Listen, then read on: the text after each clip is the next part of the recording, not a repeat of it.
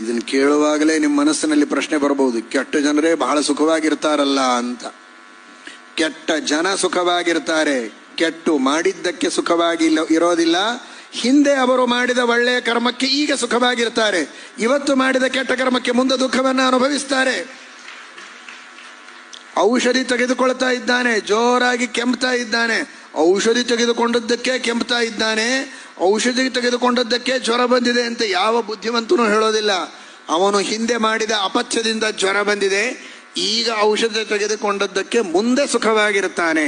ಹಾಗೆ ಹಿಂದೆ ಮಾಡಿದ ಪಾಪಕ್ಕೆ ಇವತ್ತು ದುಃಖ ಅನುಭವಿಸ್ತಾ ಇದ್ದೇವೆ. ಧರ್ಮ ಮಾಡ್ತಾ ಇದ್ರೂ ಕೂಡ ಇವತ್ತು ಮಾಡುವ ಧರ್ಮ ಔಷಧಿಯಂತೆ. ಇವತ್ತು ಮಾಡಿದ ಧರ್ಮದಿಂದ ಮತ್ತೆ ನಾಳೆ ನಾವು ಸುಖವಾಗಿರುತ್ತೇವೆ ಎನ್ನುವ ಎಚ್ಚರ ನಮಗಿರಬೇಕು ಎನ್ನುವ ತತ್ವವನ್ನ ನಮಗೆ ತಿಳಿಸಿಕೊಟ್ಟ ಮಹಾನುಭಾವರು ವ್ಯಾಸರಾಜ ಶ್ರೀಮಚ್ಚರಣರು, ಶ್ರೀಮಠ್ ಟೀಕಾಕೃತ್ಪಾದರು, ಶ್ರೀಮದಾನಂದ